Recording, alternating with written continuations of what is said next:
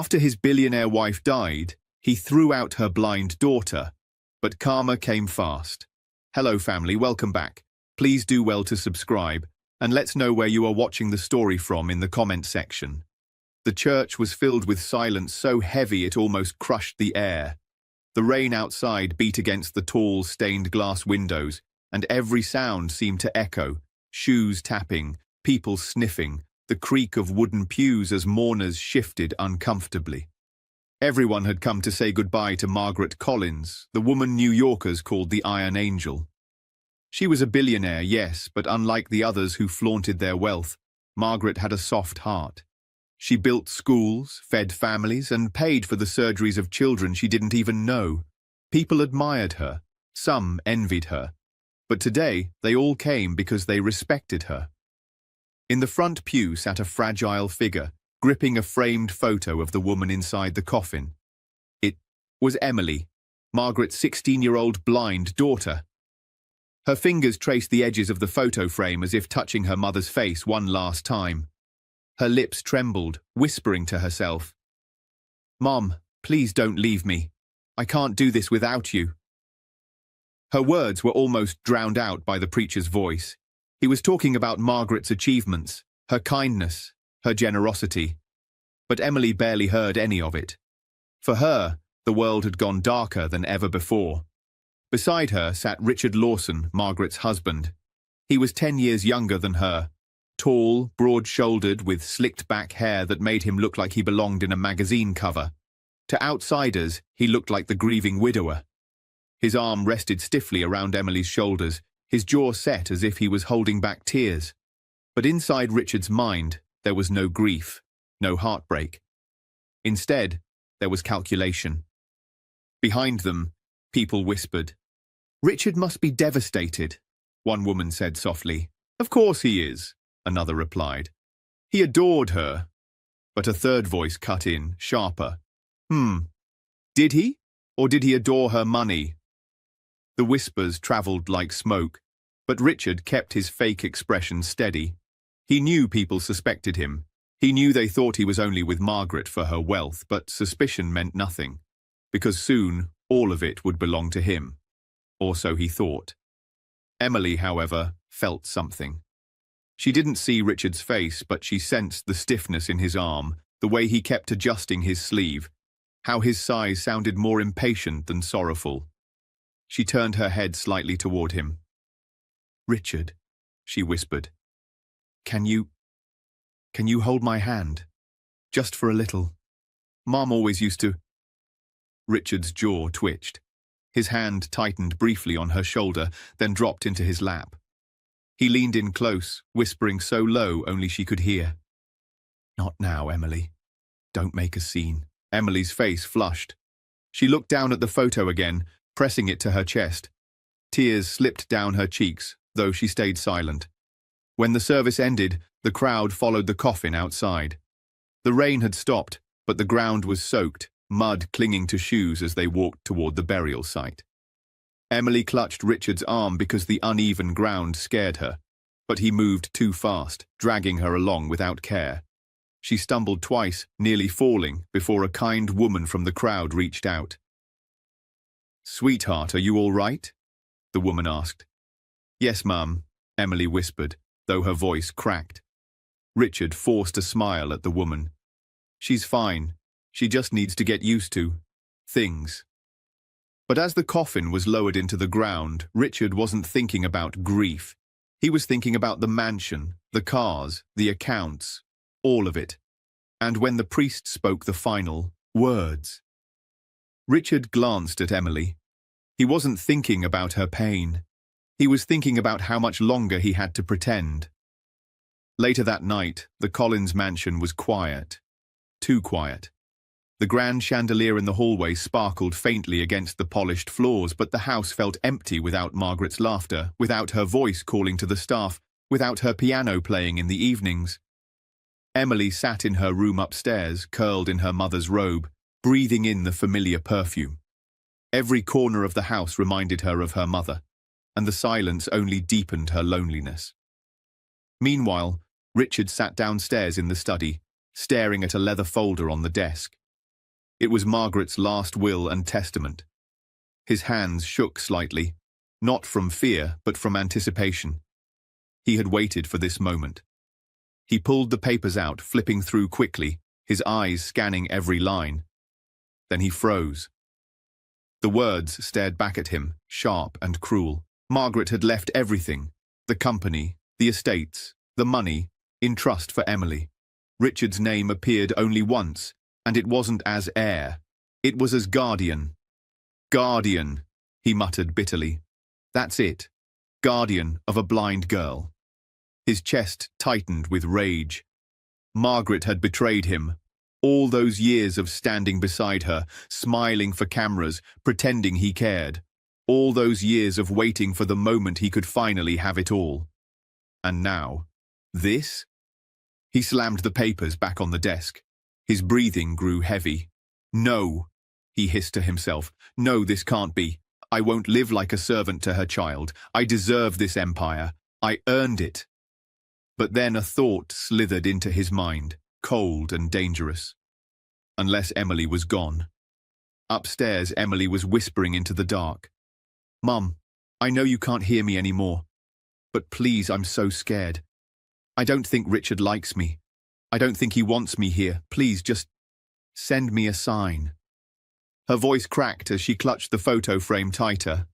At that very moment, Richard stood outside her door. He had climbed the stairs silently, the will still in his hand. He watched the closed door, listening to her fragile voice. His lips curved into a thin, cruel smile. "Oh, Emily," he whispered, "you have no idea." He turned and walked away, his footsteps fading into the hallway. The next morning, the staff moved quietly around the mansion, their faces grim. They adored Margaret, but they also knew Richard's temper. He had already started barking orders, demanding new furniture, talking about remodeling the house as if nothing had happened. Emily came down the stairs carefully with her cane, her face pale from crying all night. "Good morning, Richard," she said softly, trying to be polite. Richard looked up from his newspaper. His smile was thin, forced. "Morning. Did you sleep?" "A little," Emily said. I dreamed about Mom. She told me to stay strong. She said you'd take care of me." Richard folded the paper slowly. His eyes darkened. "Yes," he said, his voice low. "I'll take care of you, Emily. Don't you worry." But the way he said it didn't sound like comfort. It sounded like a promise with sharp edges. If you haven't subscribed yet, I'd love you to join our community by hitting the subscribe button. Through our stories, we build hope and give future to children and women abused all over the world. Motivate us by subscribing to hitting the subscribe button and turning on your notification bell. Also, let us know in the comments where you are watching us from and how this story hit home for you. By Wednesday, the mansion felt like a museum. Bright lights, perfect surfaces, no life. The piano in the parlor sat closed. Fresh flowers didn't arrive that morning. The staff spoke in whispers, glancing over their shoulders as if a storm had moved indoors and put on a suit. Emily felt it most in the air. She woke to the wrong kind of quiet, the kind that pressed against her skin. She found her cane, traced the edge of the bed with her hand, and stood. The carpet under her bare feet was cool. Somewhere down the hall, a door clicked shut. She listened. Nothing.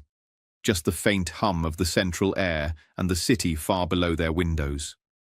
She made her way to the closet and found her sweater by touch, counting the buttons like rosary beads. Her fingers passed over the neckline, and she caught a breath of Margaret's perfume from the robe hanging beside it. She pressed her face into it for a second, then let go. If she stayed too long in memories, the day would swallow her. Downstairs, Richard sat at the breakfast table behind a spread laid out by a chef who didn't dare leave a crumb out of place. Richard had a phone in one hand and a fork in the other, and he stabbed at his eggs like they were responsible for the law. Emily took her usual seat at the corner. She traced the rim of her glass, then reached for the bowl she knew held strawberries. "Good morning," she said softly. Richard said without looking up. His voice sounded clipped, busy. "Eat," She ate, slow and small. Every bite took effort. The chair opposite her, the one Margaret used to sit in, felt loud in its emptiness. Richard's voice sharpened. "No, listen to me," he said into the phone. "I'm not asking for a favor, I'm asking for what makes sense. The household needs funds. The company needs leadership. I am the husband." A pause. The room felt colder. "The trust is for her," he said, glancing at Emily like she wasn't there. "Yes, I understand that. But she's 16. She doesn't know a balance sheet from a napkin." Another pause. Fork down. Fingers drumming. "Then get me the trustee. Today. I'm not going to run this place on pocket change." He ended the call and tossed the phone on the table. The silverware rattled. Emily tightened her grip on the glass. "Is everything okay?" He gave a smile she couldn't see. "Everything's fine. We're adjusting." "I could go to the office," she said. "Just to listen. Mum used to let me sit there while she worked. I like the sounds. It helps me feel close to her." "No." His answer dropped like a stone. "You'll stay home." She turned the strawberry stem in her fingers. "Okay." He stood so fast the chair rasped against the floor. "And tell the staff if they have something to say, they say it to me. I don't want whispering." "I haven't." "I said tell them." He walked out without another word. The whispers started anyway. The housekeeper, Mrs. Green, found Emily near the staircase and caught her hand in both of hers. "Sweet girl," she said, voice thick with worry. "I'm so sorry. Your mother was—" Emily squeezed back. "I know. I brought you tea, with honey, the way she made it when you had a cold." "Thank you." Emily hesitated. "Is Richard angry?" Mrs. Green lowered her voice. "He's upset. He's calling banks. He told the driver to cancel all deliveries that aren't essential. He said no flowers this week, no piano tuning." Emily's heart pinched at that. The piano was the one alive thing left in the house. She ran her finger along the banister. "He'll calm down." "Maybe," Mrs. Green said. But it didn't sound like hope. By afternoon, a man named Grant from a trust company called. Richard took the call in the study with the door open just enough for his voice to carry down the hall. "I'm not asking to break the law," he said. "I'm asking you to use common sense." Another pause. "Guardianship expenses? That's pennies compared to what's needed. I'm trying to keep $1 billion machine from rusting." A longer pause. His voice went flat. "So you're telling me I have to submit receipts every week, and the board will approve or deny?" Silence, then a quiet, hot laugh. "You people are thieves with good suits." The door slammed. The house jumped. Emily found the piano by memory and lifted the fallboard. Her fingers felt their way to middle C, then out to a simple melody Margaret taught her when she was 6. Notes filled the room like a warm story. For 30 seconds, she could pretend the city outside, the trust officers, the cold voice at breakfast, all of it didn't exist. "Close it," Richard said from the doorway. She froze. "I'm just playing, Richard. It helps." "I said close it." His shoes crossed the rug. He pushed the fallboard down with a firm hand.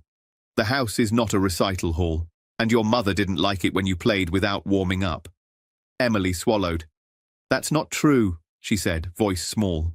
He leaned in. "Don't argue with me." After that, little doors shut every hour. The driver told Emily he'd been dismissed. The chef left early with his knives wrapped in a towel. Mrs. Green hugged Emily in the foyer and whispered, "He's cutting staff. He says it's temporary." "Are you leaving?" Emily asked, panic rising. "Not if I can help it," Mrs. Green promised. But by sunset, she was gone too. A note in Emily's pocket read, "If you need me, I'm on 10th Street." The paper smelled faintly of cinnamon. The first storm of the month rolled over Manhattan just after 9. Thunder grumbled like a warning. Rain pounded the glass. Somewhere on the far side of the house, a window rattled. Richard poured himself whiskey. He didn't turn on music. He didn't turn on the news. He sat in the low chair by the study window and watched the city blink through the rain. The phone on his desk lit up with a message. Trustee, weekly stipend approved. Submit itemized requests for additional. He took a long drink. Penny pinchers, he muttered. Every one of you. He thought about the parties he promised people. He thought about the calls he wanted to make. He thought about the headlines that called him a devoted husband, and how quickly they'd turn once they realized he held no keys. His jaw ached with the grind of it. Upstairs, Emily sat on the floor with her back to her bed, Margaret's robe over her knees. She thumbed the smooth edge of the photo frame and talked to the empty room. "Mum," she whispered. "I can't see the storm, but I can hear it. It sounds like the city's washing itself. I wish you were here. He's different. He's always been different. But now he doesn't care if I know." A memory surfaced, Margaret putting Emily's hand on the piano lid and saying, "When someone shows you where they stand, believe them." The thought made Emily straighten a little. She stood, found her cane, and decided to go downstairs for water. Halfway down, she heard Richard's voice, not on the phone, talking to the room, talking to himself. "I am not living like this," he said. "I am not going to ask a committee for permission every time I need a light bulb." Emily stopped on the last step. "Richard." His head lifted. "What?" "I was getting water." "Fine." He stood. "Get it."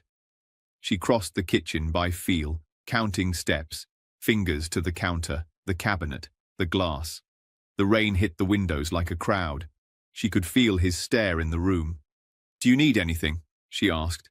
"No." He paused. "Actually, yes. Pack a small bag." The glass clinked against the counter. "What?" "You're going to a program," he said, words clipped. "A residential school upstate. They'll teach you to function. It's better for everyone." Her throat closed. "Mum never sent me away." "We're not your mother." He corrected himself quickly, a hard breath. "I am not your mother. I'm making a decision. It's done. Can I see a brochure? Can I call someone? Can I think?" "No." He turned away as if the conversation bored him. "Be ready in 10 minutes." She stood in the kitchen alone and listened to the storm, and something inside her said, "He's lying. Not about the school. About caring what happens next." Back upstairs, she folded clothing by touch. 2 shirts, jeans, socks, the sweater with the snag in the sleeve, then found the small silver pendant Margaret gave her on a good day in Central Park. She slipped it over her head and felt stronger, if only by a thread. When she brought the bag down, Richard took it without looking. He hooked a thumb toward the door. "We're leaving now," he said. "Now?" She felt the draft from the foyer. "In the rain?" "Now." She hesitated. "Richard, please. I'm scared." He didn't slow. He didn't soften. He opened the front door. Cold air rushed in, wet and mean. "You'll be fine," he said. Can I at least say goodbye to who?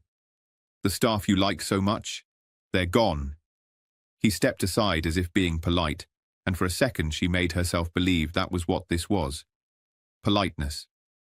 Then the second ended, and the wind pushed hard, and the door felt like a mouth. She took one step onto the marble. The rain soaked her hair, her sweater, her courage. She turned, lips shaking. "Richard, where is the driver?" "There is no driver." A bolt of fear ran through her. "Then how?" "You'll manage." He put the bag into her hands. "You're not helpless, remember? You told the press you weren't helpless." I was talking about reading Braille," she said, voice breaking. He leaned forward, and for the first time, he let his voice show exactly what lived behind his polite smile. "You are a problem that I'm solving." She flinched like he'd struck her. "Mum trusted you." He straightened, shrugged on his coat, and looked over her shoulder at the night. "Your mother trusted too many people." The words were cold enough to fog. He pulled the bag strap over her shoulder and gave it a firm push. She stumbled backward down the slick steps. Her cane hit a puddle. Water splashed her shins. She caught herself on the railing and turned toward the sound of the door. Please, she said. I don't have a phone. You cancelled mine. He didn't answer. The door started to close. Richard, she tried one last time. Please. He paused, just long enough to make her hope, then said, soft and final, Don't come back unless you've learned how not to be in the way. The door clicked, the lock turned, the rain did the rest. Emily stood on the sidewalk in front of a house she'd known by scent and sound since she was little, and now it was a wall. Taxis hissed by, horns barked, water ran along the gutter like a small river. She took one breath, then another. She adjusted the bag. She lifted her cane and felt for the curb. She went south because the air felt open that way. The storm shoved her from the side. She counted steps. She found the edge of a mailbox, the corner of a building, the lip of a subway grate. A bike shot by too close. A voice cursed, then vanished. She kept moving. At the next block, her toe hit a crack and she stumbled hard, palms slapping wet pavement. The cane skittered away. She froze, terrified to move without it. Her fingers splayed, searching. Cold metal. She pulled it back and hugged it to her chest for a second like a friend. It's okay, she told herself out loud. Stand up, stand up. She stood. Her sweater clung to her skin. Thunder rolled again, closer. She turned her head and listened. Somewhere to the left, she heard the deep echo of a staircase into the earth and the rush of air that meant trains. The subway. She followed the sound to the top of the stairs. The rail was slick under her hands. She took one, careful step, then another. Wind from below lifted the hair at her temples. Voices bounced up. Laughter, a shout, the beep of a metro card, the rumble of a train arriving. At the bottom, the floor felt gritty. The smell of hot metal and wet wool wrapped around her. She stood near the wall, out of the current of the crowd, and tried to slow her breathing. She reached for the small pendant at her throat and pressed it into her palm. Mom, she whispered, if you can hear me, please. I need someone. Up on the street, the rain beat on. In the mansion, a man poured another drink and told himself he had finally taken control. Down in the station, a girl held her ground and waited for a stranger's kindness to arrive like a train on a dark night. The subway air was thick and damp. Voices echoed off tiled walls, bouncing back like ghosts. Emily pressed her back to the cold surface and tried to steady her breath. Her cane tapped the floor nervously, keeping rhythm with her heartbeat. She told herself to be brave. Her mother always said, strength doesn't always mean being loud. Sometimes it's standing still when everything tells you to fall. But tonight, she felt like falling. She heard footsteps rush by, a bag dragging, a child laughing. Nobody slowed. Nobody asked if she needed help.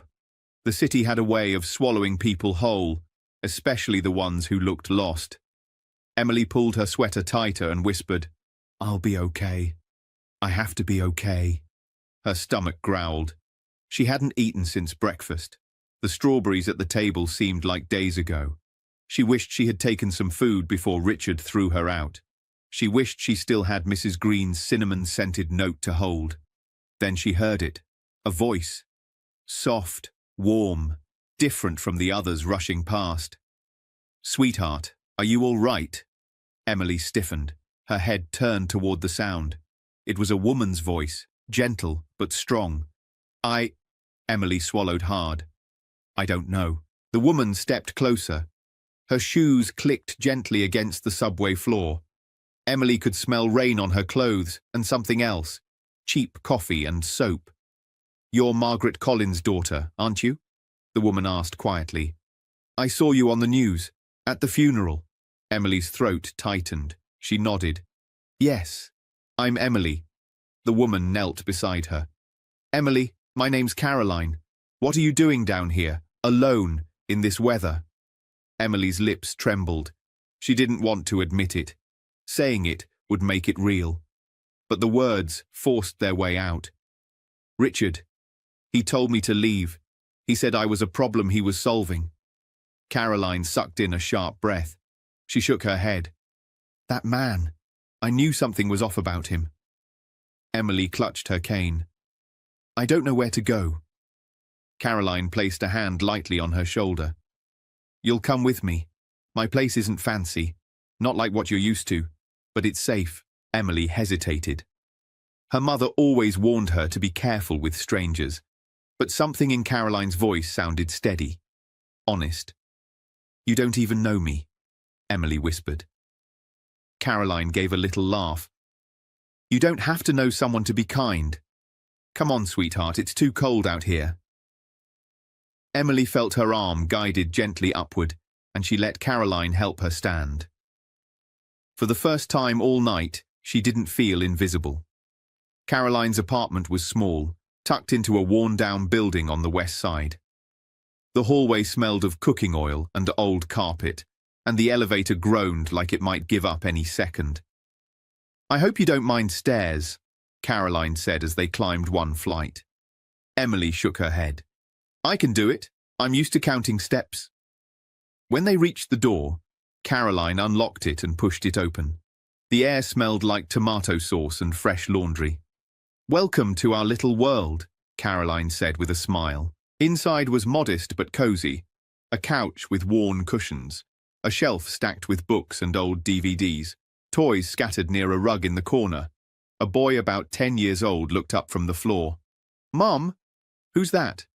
This is Emily, Caroline said gently. She's going to stay with us for a while. Be nice. The boy blinked, then grinned. Hi, Emily. I'm Noah. Emily smiled faintly. Hi, Noah. Noah tilted his head. You can't see, right? No, Emily admitted softly. That's okay, Noah said cheerfully.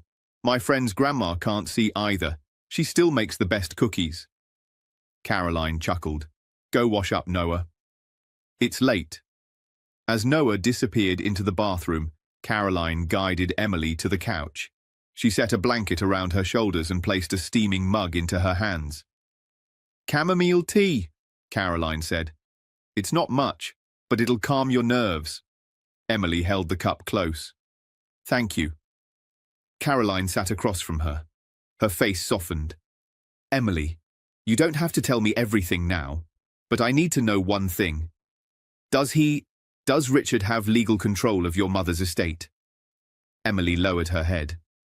I think Mum left everything to me, but Richard's supposed to be my guardian. Caroline's eyes narrowed. That explains it. What do you mean? Caroline leaned forward.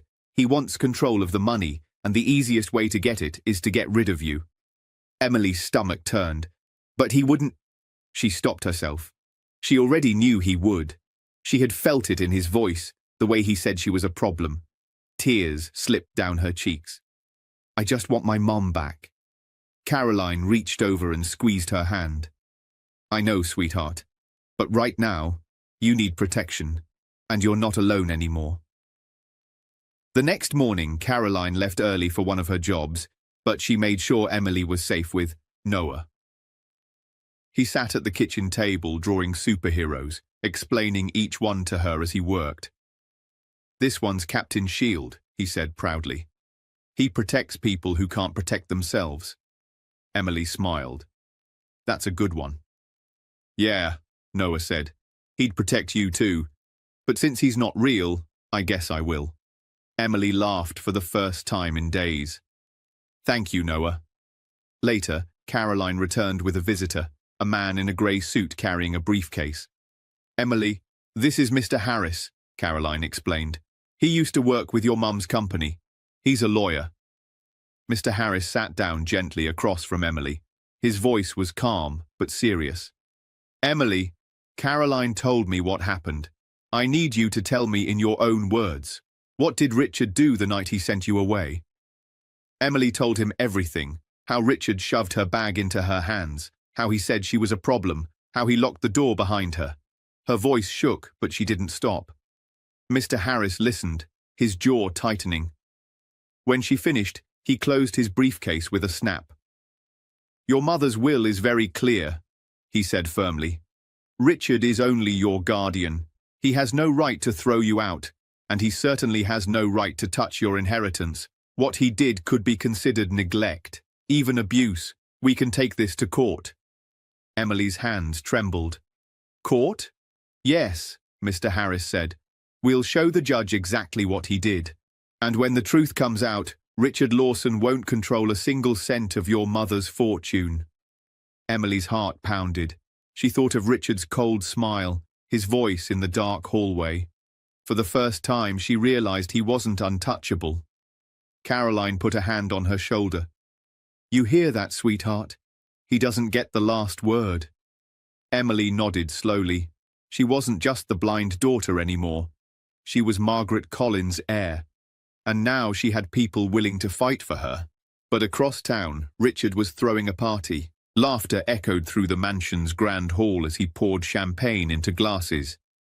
Business associates slapped him on the back, congratulating him on carrying on Margaret's legacy. Richard grinned, soaking in the praise, pretending he owned it all. But in the back of his mind, he remembered the words on the will. He remembered the trust officer's voice. And somewhere deep inside, a flicker of unease told him that Emily wasn't gone for good. He raised his glass anyway. "To the future," he declared.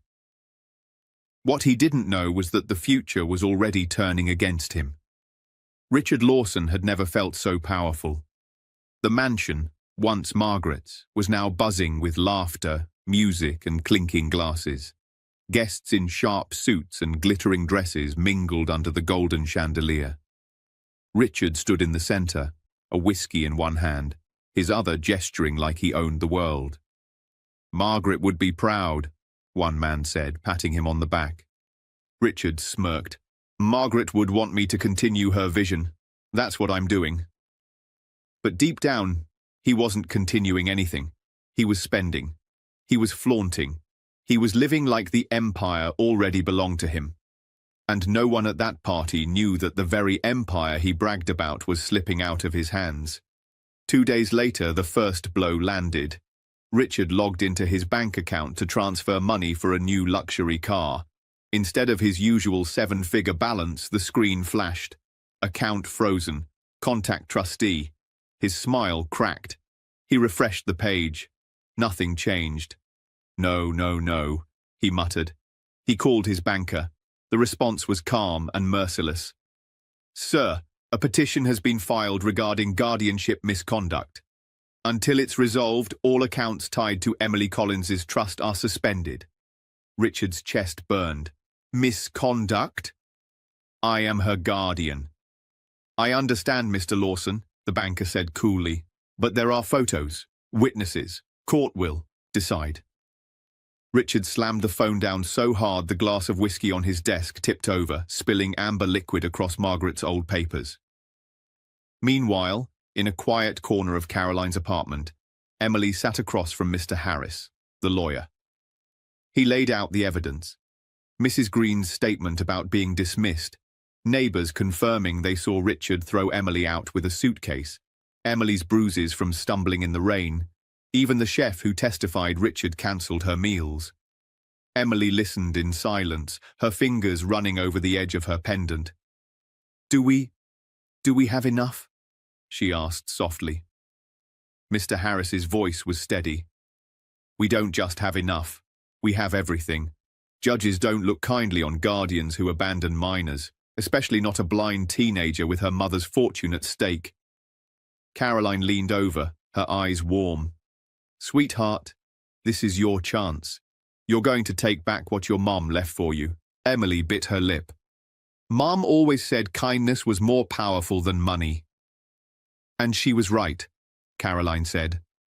"But sometimes kindness needs the law behind it." Court day arrived. Richard walked into the courtroom with the same confidence he wore at parties. His suit was pressed, his hair slicked back. He looked at the crowd like it was another stage. He expected sympathy, respect. But what he saw instead was Emily, sitting quietly with her cane by her side, Caroline's arm around her shoulders, Mr. Harris at her left. The room seemed to lean toward her, not him. Richard sneered. "This is ridiculous. She doesn't even know what's going on." Emily lifted her chin. Her voice was soft but clear. "I know exactly what's going on, Richard. You threw me out. You left me in the rain with nowhere to go. My mother trusted you, and you betrayed her." The judge's gavel tapped once. "Mr. Lawson, you will not interrupt."